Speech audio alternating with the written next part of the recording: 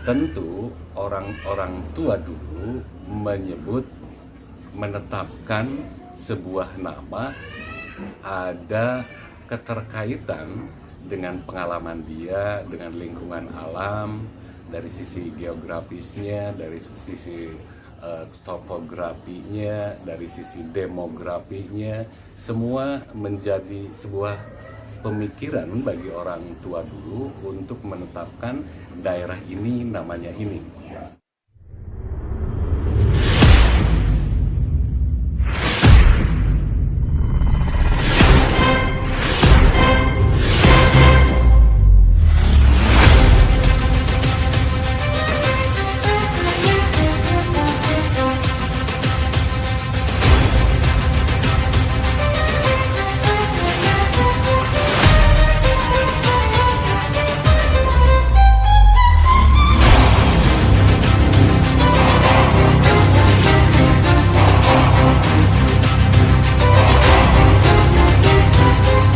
Untuk perbincangan kali ini baiknya kita melihat dari sisi silsilah saja, begitu.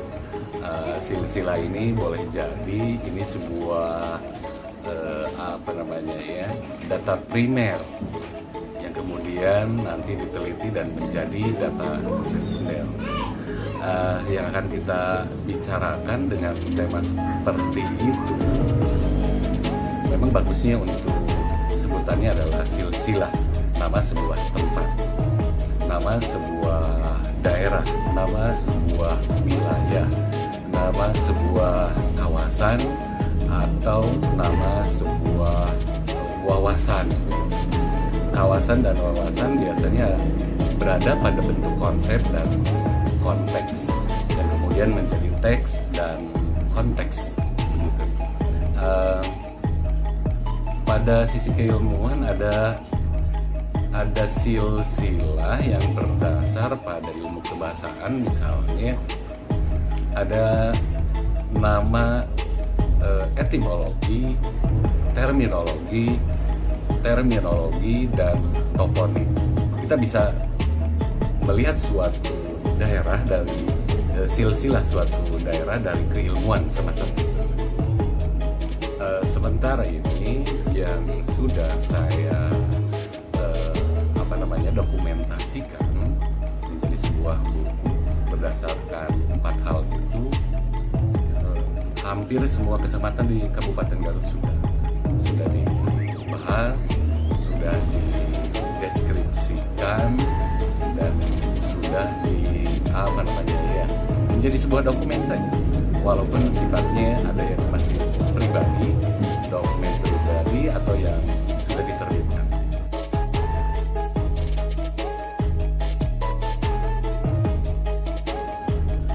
Untuk Kabupaten Garut ini ada 42 kecamatan yang sudah diteliti, diambil dokumen primernya begitu. Jadi seluruhnya di Kabupaten Garut kecamatan itu sudah dibahas, sudah dideskripsikan data primernya. Kemudian kita ambil contoh misalnya. Oh iya, sebelum kecamatan ini harus ada tanda kutip dulu untuk nama kabupaten Garut yang berkaitan dengan nama Garut Kota misalnya, gitu ya. Sudah ada kecamatan Garut Kota, ya itu kita harus beri tanda kutip dulu, karena boleh jadi ini menjadi polemik nanti dari sejarah murni dengan silsilah yang ada pada data primer yang sudah saya kumpulkan. Itu harus diberi tanda kutip dulu, karena nanti akan berubah situasinya kalau dibahas tentang itu. Kita ambil contoh misalnya kelahiran saya, Cisurupan, kecamatan Cisurupan. Tentu orang-orang tua dulu menetapkan sebuah nama ada keterkaitan dengan pengalaman dia, dengan lingkungan alam, dari sisi geografisnya, dari sisi topografinya, dari sisi demografinya, semua menjadi sebuah pemikiran bagi orang tua dulu untuk menetapkan daerah ini namanya ini. Karena dari sisi itu ada wilayah yang ada penduduknya dan ada namanya. Ada juga wilayah atau sebuah tempat yang tidak ada penduduknya tapi ada namanya. Nah, pada kajian kecamatan ini khususnya untuk kampung ada itu semacam itu.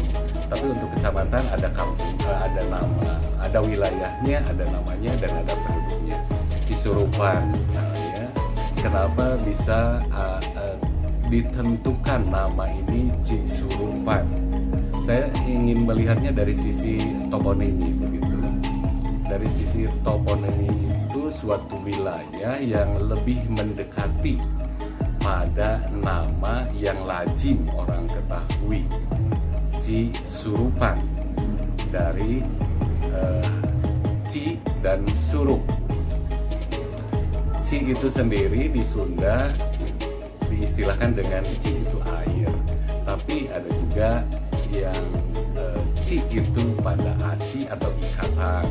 Ada juga yang menerjemahkan bahwa Ci ini sesuatu yang bersumber dari hal-hal yang pokok itu Ci. Sedangkan Surup itu sendiri di sini di Cisurupan itu wilayahnya di sebelah barat ada Pegadaian, kemudian di sebelah timur ada Cikuray, kemudian di sebelah utara ada Gunung Gede atau yang sering kenal kita Gunung Guntur itu. Dan di antara gunung-gunung tersebut merangkai ada celah kecil yang itu selatan ke sana. Sementara untuk kenapa ini disebut Cisurupan? Karena matahari itu terbenam surup sebetulnya bukan karena surup ia seperti bergantinya hari ke malam, tetapi surup karena matahari terhalang oleh gunung itu. Jadi seolah-olah dia mau terbenam begitu kan. Nah, surupnya matahari, dan di sini di Cisurupan itu wilayahnya merata, surup matahari itu seperti itu karena terhalang oleh gunung Pegadaian. Itu dari sisi toponimi yang lebih mendekati.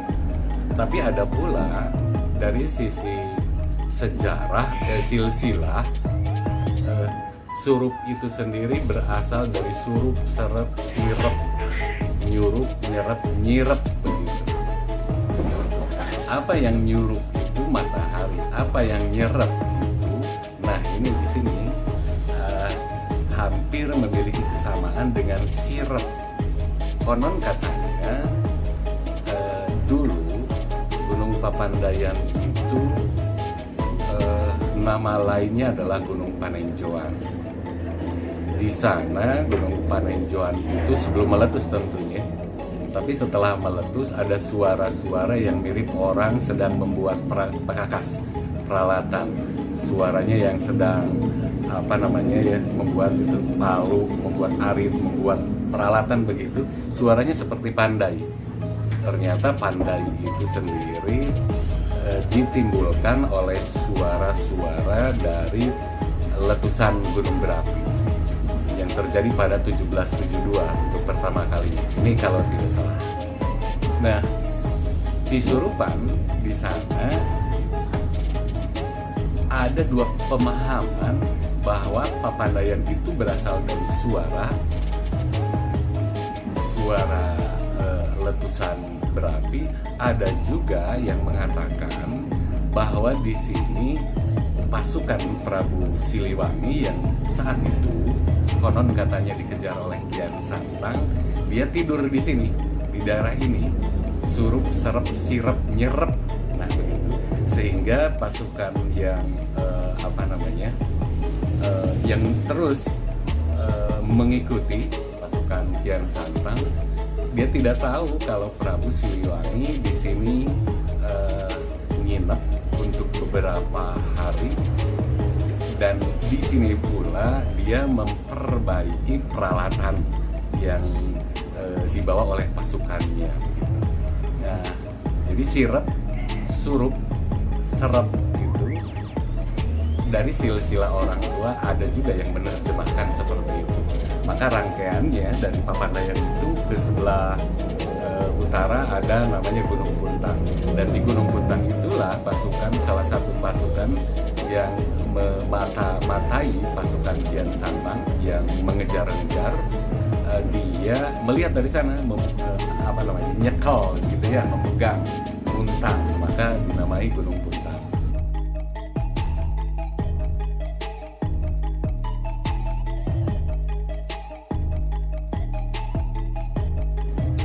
Orang memandang bahwa Cikajang itu dari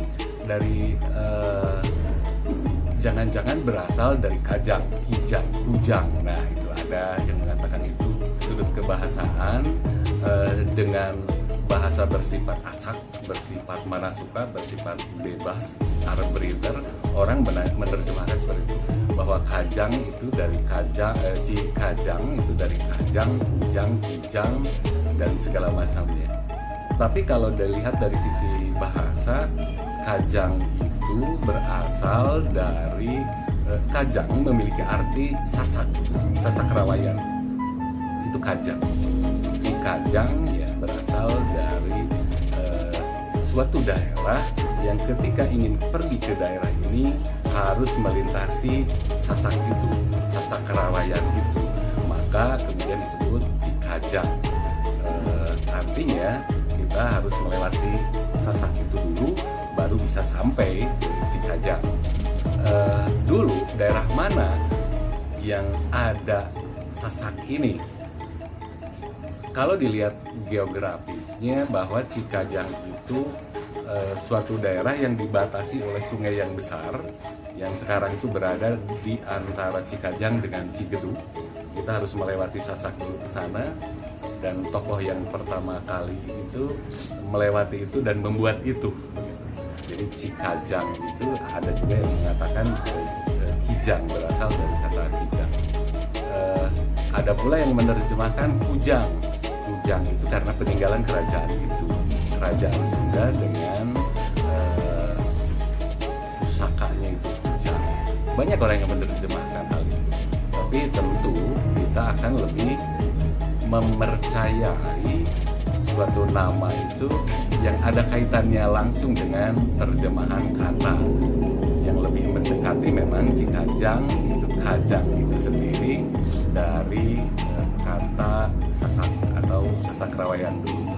Maka banyak istilah yang menggunakan kata kajang, misalnya kacang dengan kajang, nah gitu ya kan, artinya butiran kecil jatuh ke jembatan, ke sasak rawayan, ya sulit dikendalikan, sulit untuk diambil kembali gitu.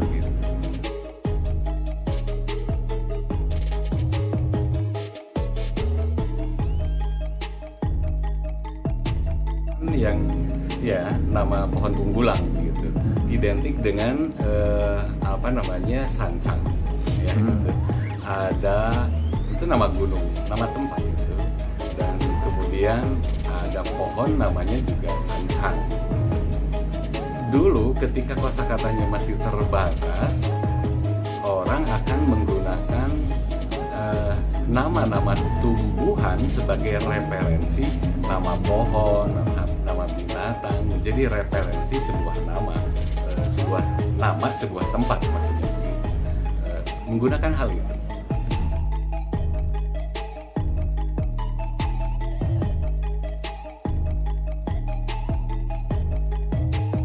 Ada. Cikelet itu kelet dari kelat. Kemudian ada orang yang menerjemahkan jadi dari kelat. Ada juga yang menerjemahkan dari kelet. Kelet itu peristiwa konon katanya begitu. Ini masih tetap konon saja. Ini dari peristiwa kelet ini lirikan mata, mengedip, mengerling. Yang mengedip dan mengerling itu tentu ini identik dengan perempuan, melirik begitu, atau mengerlingkan mata. Peristiwa apa yang terjadi di sana? Konon katanya dulu kereta Warman itu datang ke Ciklet ini tiba di pantai selatan itu dan bertemu dengan seorang gadis. Gadis itu mengerlingkan mata atau melirik, menatap. Kretawarman itu salah seorang raja dari kerajaan zaman dulu, yang ketika ingin dinobatkan, dia harus, kalau dulu itu ujian untuk menjadi raja itu harus mengarungi 7 lautan dan mengarungi 7 gunung dan 7 lautan, 7 samudra, kayak begitulah gitu ya. Barulah dijadikan dia dari putra mahkota ke raja. Dan kebetulan salah satunya yang diarungi oleh Kretawarman itu pantai selatan ini dan bertemu. Tapi dari sisi lain peristiwanya ada juga yang menerjemahkan kelat itu. Kelat itu kalau dulu ada sangkar burung kalau dalam bahasa Sunda itu, kemudian si burung itu dimasukkan dan dierek ke atas. Nah itu kelat juga. Orang melihat menatap. Nah, tinggal sekarang kecenderungannya apakah dari sudut peristiwa atau dari sudut kejadian burung yang dikelat begitu. Lalu sering jadi pertanyaan seperti tadi, Kretawarman itu siapa? Konon katanya Kretawarman itu adalah ayahnya dari Prabu Rakean Sancang. Nah, yang sekarang sering menjadi, apakah ini Kian Santang? Apakah ini Rakean Sancang? Nah, sering dipadu-padankan seperti itu. Padahal itu adalah orang berbeda, tokoh yang berbeda, dan tempat yang berbeda.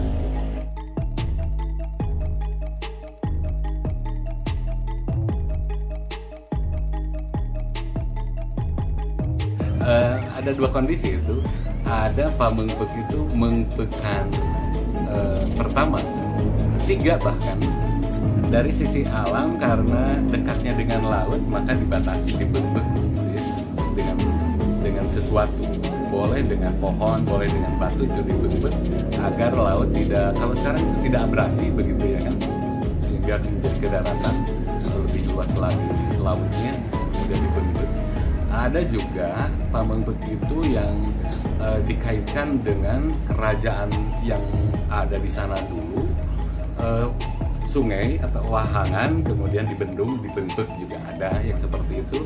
Kemudian ada juga yang menyebutkan bahwa pamengpek itu ketika hubungannya dengan tadi ya, Prabu Kian Santang dengan Prabu Siliwangi, yang kemudian ketika sampai Prabu Siliwangi ini masih tetap konon begitu ya, sampai ke wilayah Pamengpek, dia tidak mau terus-terusan dikejar, maka ia membuat pagar, membuat hahalang, membuat pembatas dengan pohon yang kemudian pohon tersebut dikenal dengan pohon kaboa gitu ya kan.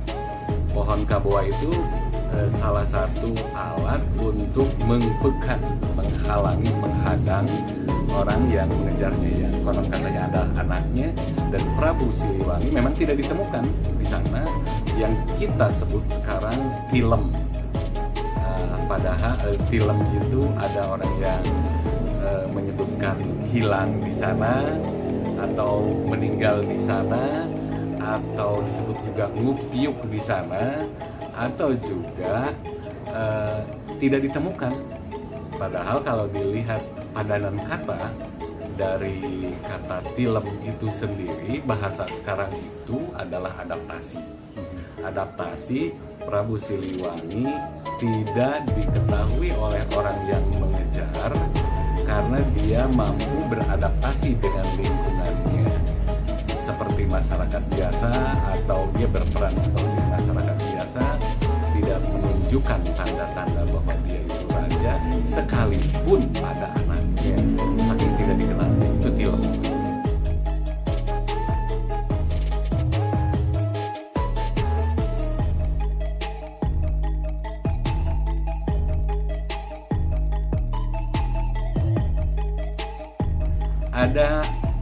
Ada 2 ikatan yang bisa ditarik untuk membentuk bahwa inilah Wanaraja waktu itu. Atau sekarang ada Suci Naraja, kesananya ada Sukawening gitu. Kemudian ada kesininya Karangpawitan gitu kan. Saya melihatnya wilayah Wanaraja sekarang itu lebih berdekatan dengan perbatasan Tasik atau Galunggung gitu kan. Galunggung dulu sebagai kerajaan pertama yang sebelumnya adanya kebataraan yang ditandai dengan ditemukannya di Geger Hanjuang itu pada 11 berapa itu ya. Kemudian membentuk sebuah kerajaan dari kebataraan itu, Sanghyang Batari membentuk sebuah kerajaan yang ini juga perlu ditarik benang merahnya begitu. Ada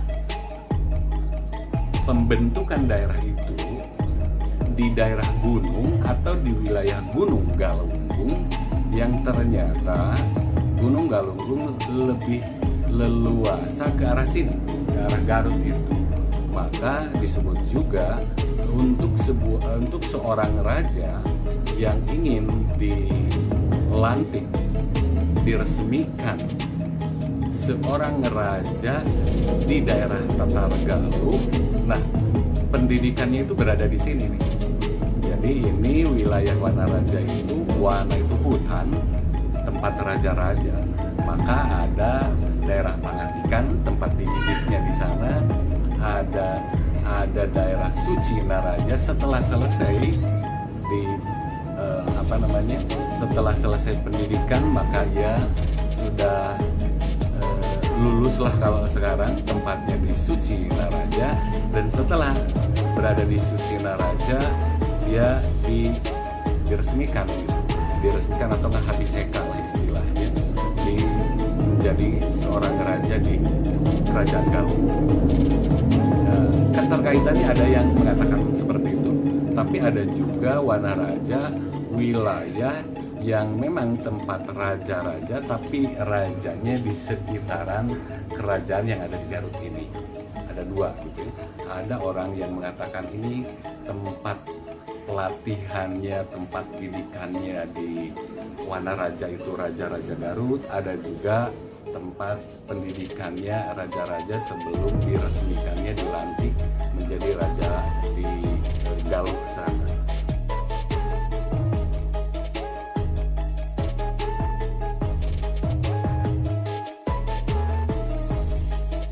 Lewi Goong itu lewi yang suaranya seperti gong, mungkin karena aliran air kan, itu dari toponimi. Tapi ada pula yang mengatakan bahwa lewi itu memang aliran air yang di sungai itu lebih dalam dari dataran biasanya, itu lewi. Membentuk gong, lewinya. Iya. Dan gong sendiri dari sisi bahasa artinya sertifikat gitu. Satu, yang kedua gong itu sendiri alat musik. Ini masih tetap konon begitu ya. Konon katanya kerajaan Timbanganten dulu karena dapat sejajar begitu. Timbanganten itu dapat menyesuaikan dengan kerajaan-kerajaan yang sudah maju, maka ia dapat meningkatkan kesejahteraan rakyatnya, dan ia diberi sertifikat penghargaan, dan penghargaan itu menurut silsilah jatuhlah di sungai itu. Jadi Lewi Goong, lewi tempat jatuhnya penghargaan atau sertifikat atau piagam lah kalau sekarang.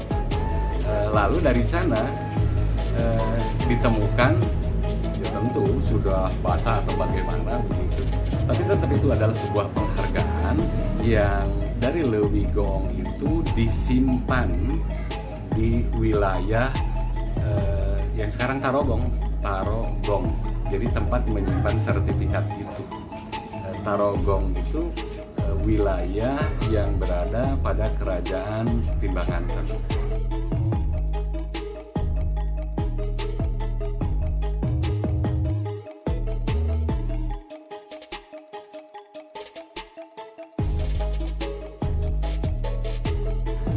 leles itu dari leles, lulus, kemudian ya leles begitu sendiri ya.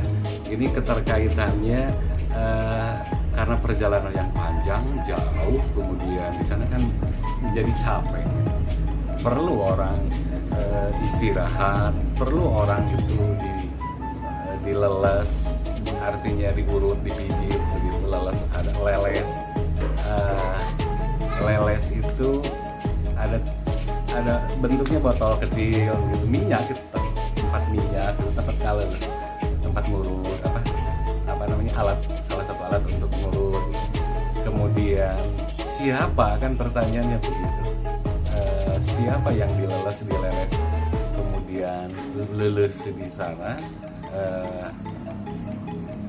Perjalanan dulu ada Kian Santang dan 11 pengawalnya istirahat di sana, kemudian banyak mengislamkan orang-orang di sana, dan dia akhirnya bermukim di Leles sana itu untuk sementara sebelum terus melaju mengejar orang tuanya. Dia beristirahat di sana, di Leles di sana, istirahat di sana. Kalau sekarang itu tempat peristirahatan begitu ya kan, Leles itu turut di sana karena perjalanannya sudah jauh.